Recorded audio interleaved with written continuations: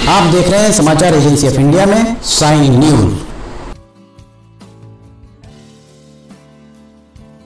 श्री कृष्ण जन्माष्टमी हिंदू धर्म का एक प्रमुख त्योहार है जो भगवान श्री कृष्ण के जन्मदिन के रूप में मनाया जाता है। यह त्योहार भाद्रपद मास के कृष्ण पक्ष की अष्टमी तिथि को मनाया जाता है।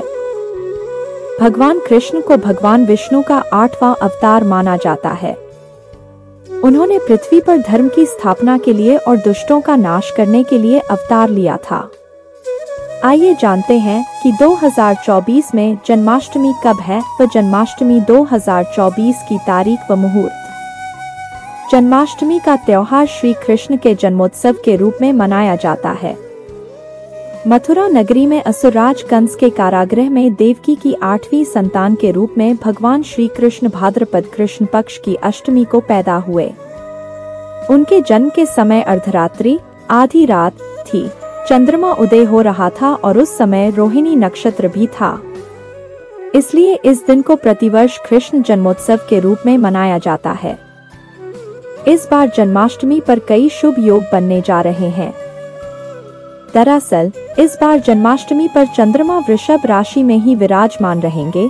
माना जाता है कि जब कृष्ण भगवान का जन्म हुआ था तब भी ऐसा ही योग बना था। इसके साथ ही इस बार कृष्ण जन्माष्टमी सोमवार को पड़ रही है। ऐसा भी माना जाता है कि सोमवार के दिन भगवान कृष्ण का नामकरण हुआ था। साथ ही इस दिन सर्वार्थ सिद्धि योग का संयोग भी बनने जा रहा है। जानकार विद्वानों के अनुसार कृष्ण जन्माष्टमी का पूजन मुहूर्त 26 अगस्त को रात 12 बजे से देर रात 12:44 तक होगा। इस दिन अष्टमी तिथि का प्रारंभ 26 अगस्त को सुबह 3:39 पर शुरू होगा और अष्टमी तिथि का समापन 27 अगस्त की रात 2:19 पर होगा। उद्यातिथि के अनुसार इस बार कृष्ण जन्माष्टमी 26 अगस्त को मनाने की बात कुछ विद्वान कह रहे हैं। विद्वानों के अनुसार भगवान कृष्ण का जन्म रोहिणी नक्षत्र में हुआ था और इसलिए कृष्ण जन्माष्टमी हमेशा रोहिणी नक्षत्र में ही मनाई जाती है। रोहिणी नक्षत्र की शुरुआत 26 अगस्त को दोपहर 3:55 पर होगा और समापन 17 अगस्त को दोपहर 3:38 पर होगा। वहीं इस साल भगवान श्री कृष्ण का जन्मोत्सव ब्रजमंडल में 2 दिन मनाया जाएगा। श्री कृष्ण जन्माष्टमी का महापर्व 26 और 27 अगस्त दोनों दिन मनाया जाएगा। भगवान श्री कृष्ण की जन्मभूमि पर सोमवार 26 अगस्त को त्योहार मनाने की बात कही जा रही है, जबकि श्री कृष्ण की लीला स्थली कहे जाने वाले वृंदावन में मंगलवार 27 अगस्त को जन्माष्टमी का पर्व मनाया जाएगा। इसके चलते पूरे मथुरा एवं वृंदावन में तैयारी शुरू कर दी गई है। जानकार विद्वानों के अनुसार यह श्री कृष्ण का 5251वां जन्मोत्सव है, तो इस बार मथुरा एवं वृंदावन में कुछ न कुछ खास जरूर होगा। इस बार जन्माष्टमी का पर्व बड़ी ही भव्यता और दिव्यता के साथ मनाने की योजना है। यहाँ भगवान हर बार की तरह इस साल भी सुबह की मंगल आरती से लेकर रात्रि जन्म अभिषेक तक भक्तों को दर्शन देंगे। श्री कृष्ण जन्माष्टमी का मुख्य आयोजन उनकी जन्मस्थली मथुरा के जन्म स्थान पर होगा। यहाँ जन्माष्टमी 26 अगस्त को मनाई जाएगी। मध्य रात्रि को श्री कृष्ण जन्म स्थान के मंदिर परिसर में भगवान का पंचामृत अभिषेक होगा।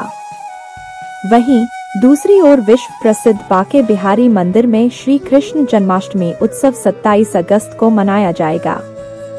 बांके बिहारी मंदिर में जन्माष्टमी के दिन ही बांके बिहारी की प्रमुख मंगला आरती होती है। 27 अगस्त को भगवान का मंदिर प्रतिदिन की भांति ही खुलेगा।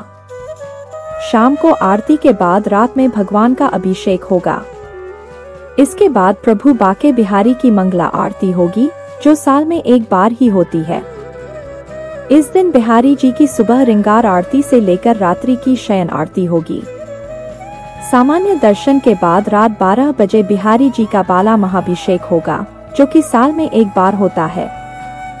इस अभिषेक के बाद रात 2 बजे पीली पीतांबरी पोशाक में बिहारी जी की मंगला आरती पर दर्शन खुलते हैं। इसके बाद भगवान को भोग लगाया जाता है। इस दिन भगवान को विशेष भोग लगाया जाता है। इसमें मुख्य रूप से गोले व चिरौंजी मेवा युक्त पंजीरी का भोग ठाकुर जी को लगाया जाता है। इस बार प्रशासन द्वारा इस आरती में 600 लोगों के लिए दर्शन करने की व्यवस्था की गई है। श्री कृष्ण जन्माष्टमी, जिसे हम जन्माष्टमी या गोकुलाष्टमी के नाम से भी जानते हैं, भगवान श्री कृष्ण के जन्म का पर्व है। यह पर्व भाद्रपद मास के कृष्ण पक्ष की अष्टमी तिथि को मनाया जाता है। इस दिन को विशेष रूप से रात 12 बजे मनाया जाता है, क्योंकि यही वह समय है जब भगवान श्री कृष्ण का जन्म हुआ था। आइए अब आपको बताते हैं श्री कृष्ण जन्माष्टमी की पूजन विधि के बारे में। जानकार विद्वानों का कहना है कि जन्माष्टमी के दिन स्नान करने के बाद साफ कपड़े पहन लें और व्रत रखें। इसके बाद भगवान श्री कृष्ण को दूध और गंगाजल से स्नान कराएं और साफ रेशमी कपड़े पहनाएं। इस दौरान बाल गोपाल को झूला झुलाया जाएगा और उनकी आरती करें। श्री कृष्ण जी को माखन और मिश्री का भोग लगाएं। आप चाहें तो खीर और पंजीरी का भी भोग लगा सकते हैं। इसके बाद भगवान श्री कृष्ण की पूजा और आरती करें। श्री कृष्ण का जन्म और बाल लीलाओं का वर्णन अनेक जगहों पर मिलता है। एक कथा के अनुसार मथुरा नगरी के राजा कंस ने अपनी बहन देवकी और उनके पति वासुदेव को कारागार में बंदी बना लिया था। एक भविष्यवाणी के अनुसार देवकी की 8वीं संतान कंस का वध करेगी। इसलिए कंस ने देवकी की सभी संतानों को जन्म लेते ही मार डाला। लेकिन जब 8वीं संतान का जन्म हुआ तो वह कोई और नहीं बल्कि स्वयं भगवान विष्णु के अवतार श्री कृष्ण थे। मथुरा के राजा कंस ने अपनी बहन देवकी और उसके पति वसुदेव के 8वें पुत्र को मारने का संकल्प लिया था। भगवान विष्णु ने कंस के इस अत्याचार को रोकने के लिए श्री कृष्ण के रूप में जन्म लिया। योग माया के चमत्कार से भगवान श्री कृष्ण को यशोदा और नंद के घर भेज दिया गया और बालक गोपाल के रूप में उनका पालन पोषण हुआ। नंदगांव में कृष्ण ने अपनी कई लीलाएं की, जैसे कि गोवर्धन पर्वत उठाना, माखन चोरी करना और राधा के साथ प्रेम खेलना। भगवान श्री कृष्ण का जन्म होते ही कारागार के सभी द्वार स्वतः ही खुल गए और पहरेदार गहरी नींद में सो गए। वासुदेव ने भगवान श्री कृष्ण को एक टोकरी में रखा और यमुना नदी पार कर गोकुल पहुंच गए। वहां उन्होंने श्री कृष्ण को यशोदा और नंद बाबा के पास छोड़ दिया और वापस कारागार लौट आए। आइए अब बताते हैं भगवान श्री कृष्ण के जीवन की प्रमुख घटनाएं। बालक रूप से कृष्ण ने कंस का वध कर दिया और मथुरा को अधर्म से मुक्त कराया। इसके बाद उन्होंने द्वारका नगरी की स्थापना की और कई राजाओं पर विजय प्राप्त की। महाभारत के युद्ध में उन्होंने अर्जुन को गीता का उपदेश दिया और कौरवों का संहार किया। गोकुल में श्री कृष्ण का बचपन बहुत ही अद्भुत और चमत्कारिक था। उन्होंने अपने बाल्यकाल में ही कई असुरों का वध किया और गोकुलवासियों को अनेक संकटों से बचाया। उनके माखन चोरी के किस्से आज भी बच्चों और बड़ों के बीच बहुत लोकप्रिय हैं। श्री कृष्ण का जीवन केवल चमत्कारों और लीलाओं से भरा नहीं था, बल्कि उन्होंने अपने उपदेशों और शिक्षाओं से भी मानवता को मार्गदर्शन दिया। भगवद गीता में उनके द्वारा दिए गए उपदेश आज भी जीवन के हर क्षेत्र में प्रासंगिक हैं। इसके अलावा राधा और कृष्ण की प्रेम कहानी हिंदू धर्म में सबसे प्रसिद्ध प्रेम कहानियों में से एक है। राधा और कृष्ण की प्रेम कहानी दिव्य प्रेम का प्रतीक है। उनकी प्रेम कहानी में भक्ति, निष्ठा और त्याग का अद्भुत मिश्रण है। देश भर में जन्माष्टमी को अलग अलग तरीकों से मनाया जाता है। जन्माष्टमी का त्योहार भारत के विभिन्न हिस्सों में अलग अलग तरीकों से मनाया जाता है। लोग उपवास रखते हैं, मंदिरों में जाकर पूजा करते हैं, भजन कीर्तन करते हैं और दही हांडी का आयोजन करते हैं। जन्माष्टमी के दिन कई लोग उपवास रखते हैं। वे दिन भर कुछ नहीं खाते पीते हैं और रात को भगवान कृष्ण को भोग लगाते हैं। जन्माष्टमी के दिन मंदिरों में भगवान कृष्ण की विशेष पूजा होती है। मंदिरों को फूलों और रंगोली से सजाया जाता है। लोग भजन कीर्तन करके भगवान कृष्ण की भक्ति करते हैं। महाराष्ट्र में दही हांडी का त्योहार बहुत ही धूमधाम से मनाया जाता है। इसमें युवा मंडली एक मिट्टी के घड़े को तोड़ने का प्रयास करती है जिसमें दही भरा होता है।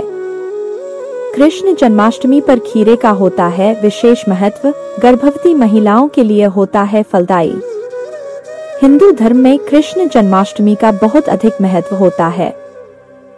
भगवान श्री कृष्ण के जन्मोत्सव को कृष्ण जन्माष्टमी के नाम से जाना जाता है। धार्मिक मान्यताओं के अनुसार भगवान श्री कृष्ण का जन्म भाद्रपद माह के कृष्ण पक्ष की अष्टमी तिथि और रोहिणी नक्षत्र में हुआ था। हिंदू धर्म में कृष्ण जन्माष्टमी का बहुत अधिक महत्व होता है। भगवान श्री कृष्ण के जन्मोत्सव को कृष्ण जन्माष्टमी के नाम से जाना जाता है। धार्मिक मान्यताओं के अनुसार भगवान श्री कृष्ण का जन्म भाद्रपद माह के कृष्ण पक्ष की अष्टमी तिथि और रोहिणी नक्षत्र में हुआ था। श्री कृष्ण जन्माष्टमी का उत्सव बड़े ही धूमधाम से मनाया जाता है। इस दिन श्री कृष्ण के बाल रूप यानी लड्डू गोपाल की पूजा अर्चना की जाती है। इस दिन व्रत भी रखा जाता है। जन्माष्टमी पर भगवान श्री कृष्ण की पूजा में खीरे का विशेष महत्व माना जाता है। जन्माष्टमी की पूजा में डंठल वाले खीरे का उपयोग किया जाता है। गर्भनाल की तरह माना जाता है खीरे को। कुछ लोग जन्माष्टमी के पावन पर्व पर कान्हा का जन्म भी करते हैं। ऐसे में डंठल वाले खीरे को गर्भनाल की तरह माना जाता है। वहीं श्री कृष्ण के जन्म के बाद डंठल वाले खीरे को डंठल से उसी तरह अलग कर दिया जाता है जैसे गर्भ से बाहर आने के बाद बच्चे को नाल से अलग किया जाता है। भगवान के जन्म के बाद खीरे को डंठल से सिक्के की मदद से अलग कर दें। जन्माष्टमी पर खीरा काटने का मतलब बाल गोपाल को मां देवकी के गर्भ से अलग करना है। पूजा के बाद खीरे को प्रसाद के रूप में बांट दिया जाता है।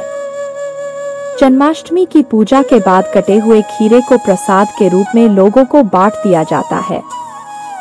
गर्भवती महिलाओं के लिए इस कटे हुए खीरे को प्रसाद में ग्रहण करना बेहद शुभ माना जाता है। ऐसा माना जाता है कि संतान की प्राप्ति के लिए या भगवान श्री कृष्ण की तरह संतान पाने के लिए जन्माष्टमी पर डंठल वाले खीरे का प्रसाद रूप में सेवन करना चाहिए।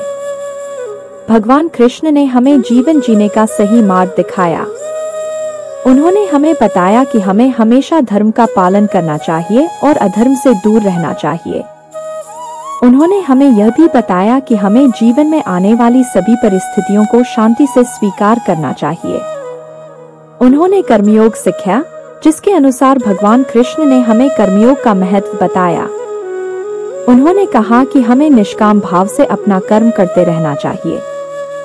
उन्होंने हमें भक्ति का महत्व बताया। उन्होंने कहा कि हमें भगवान में अटूट विश्वास रखना चाहिए। भगवान कृष्ण ने हमें ज्ञान का महत्व बताया। उन्होंने गीता में कहा कि ज्ञान ही मोक्ष का मार्ग है। भगवान कृष्ण ने हमें प्रेम का महत्व बताया। उन्होंने कहा कि प्रेम ही संसार को चलाने वाली शक्ति है। श्री कृष्ण जन्माष्टमी का त्योहार हमें भगवान कृष्ण के जीवन और लीलाओं को याद करने का अवसर देता है। हमें उनके बताए मार्ग पर चलकर अपना जीवन सफल बनाना चाहिए। जन्माष्टमी के इस पावन अवसर पर हम सभी को भगवान श्री कृष्ण के जीवन से प्रेरणा लेनी चाहिए। उनके द्वारा सिखाए गए धर्म, कर्म और प्रेम के मार्ग पर चलकर हम अपने जीवन को सार्थक बना सकते हैं। आज के दिन हम सभी को अपने घरों और मंदिरों में भगवान श्री कृष्ण की पूजा अर्चना करनी चाहिए। उनके जन्म की कथा सुननी चाहिए और भजन कीर्तन का आयोजन करना चाहिए। श्री कृष्ण जन्माष्टमी के इस पावन पर्व पर हम सभी को भगवान श्री कृष्ण से यह प्रार्थना करनी चाहिए कि वे हमें सदैव धर्म के मार्ग पर चलने की प्रेरणा दें और हमारे जीवन को सुख, शांति और समृद्धि से भर दें। आप सभी को एक बार फिर से श्री कृष्ण जन्माष्टमी की हार्दिक शुभकामनाएं। अगर आप भगवान श्री कृष्ण की आराधना करते हैं और अगर आप भगवान श्री कृष्ण के भक्त हैं तो कमेंट बॉक्स में जय श्री कृष्ण लिखना न भूलिए। यहाँ बताए गए उपाय, लाभ, सलाह और कथन आदि सिर्फ मान्यता और जानकारियों पर आधारित हैं। यहाँ यह बताना जरूरी है कि किसी भी मान्यता या जानकारी की समाचार एजेंसी ऑफ इंडिया के द्वारा पुष्टि नहीं की जाती है। यहाँ दी गई जानकारी में निहित जानकारी विभिन्न माध्यमों, ज्योतिषियों, पंचांग, प्रवचनों, मान्यताओं, धर्म ग्रंथों, दंतकथाओं, किंवदंतियों आदि से संग्रहित की गई है। आपसे अनुरोध है कि लेख को अंतिम सत्य अथवा दावा न माने एवं अपने विवेक का उपयोग करें। समाचार एजेंसी ऑफ इंडिया पूरी तरह से अंधविश्वास के खिलाफ है। किसी भी जानकारी या मान्यता को अमल में लाने से पहले संबंधित विशेषज्ञ से सलाह लें।